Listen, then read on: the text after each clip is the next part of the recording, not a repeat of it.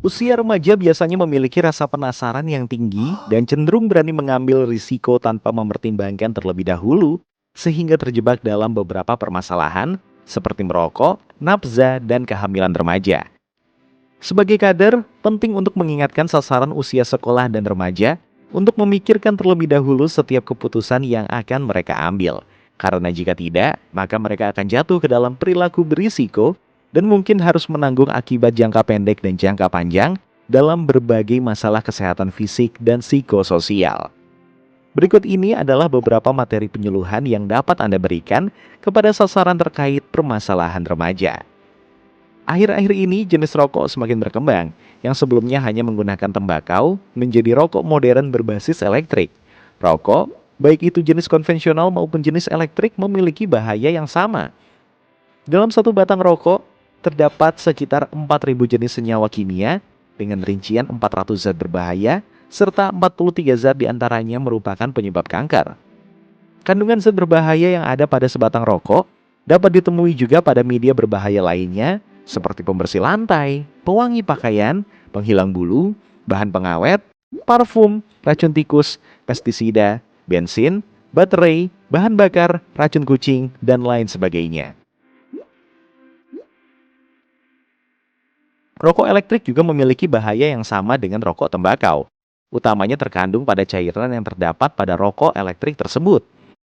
Rokok berdampak buruk pada kesehatan bukan hanya terjadi pada orang yang merokok, tetapi juga dapat terjadi pada orang yang tidak merokok, namun berada di sekitar perokok atau perokok pasif.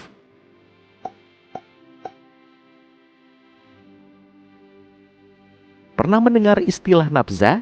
Nafza merupakan singkatan dari narkotika, psikotropika, dan zat aditif. Nafza adalah zat atau bahan berbahaya yang mempengaruhi kondisi kejiwaan atau psikologi seseorang sehingga mengalami kecanduan atau ketergantungan terhadap zat atau bahan tersebut.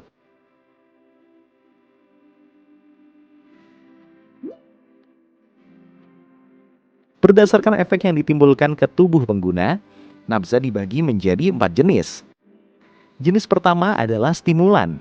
Nafza jenis ini dapat merangsang fungsi tubuh dan meningkatkan gairah kerja, sehingga membuat penggunanya menjadi aktif, segar, dan bersemangat. Jenis kedua adalah depresan. Nafza jenis ini dapat mengurangi aktivitas fungsional tubuh, sehingga membuat penggunanya menjadi tenang dan tertidur, bahkan bisa tak sadarkan diri. Jenis ketiga adalah halusinogen. Nafza jenis ini dapat membuat penggunanya berhalusinasi, sehingga perasaan dan pikirannya dapat terganggu.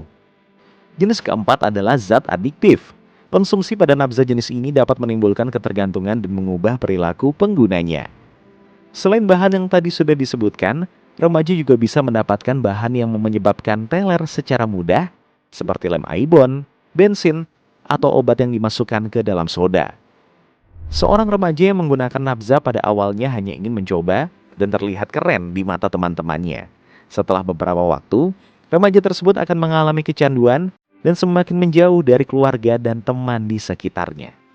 Selain dampak kesehatan, remaja tersebut akan terjebak pada dunia kriminalitas yang akan menghancurkan masa depannya. Baik itu rokok atau nafza, memiliki dampak yang sangat memprihatinkan bagi remaja. Nah, selain kedua itu, masih ada satu lagi permasalahan usia remaja yang juga perlu menjadi perhatian kita bersama. Apa itu? Yuk kita lanjutkan lagi.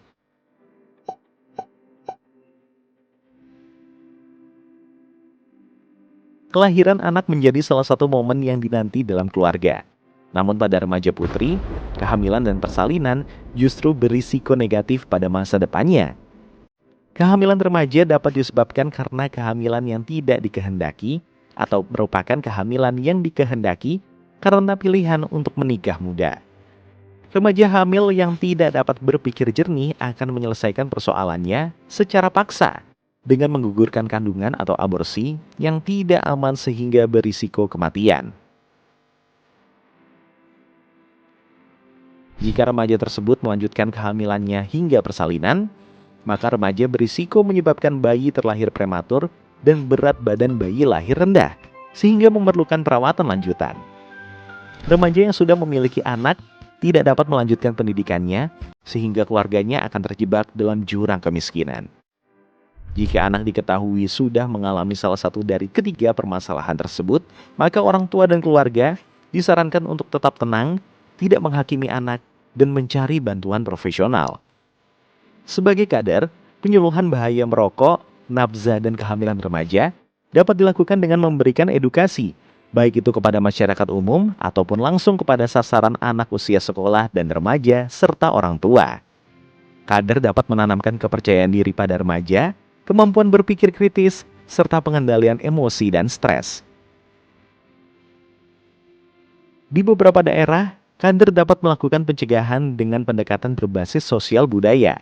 Mari kita tingkatkan kesadaran anak dan remaja mengenai bahaya dari merokok, nafsa, dan kehamilan remaja untuk generasi masa depan Indonesia yang lebih bersinar.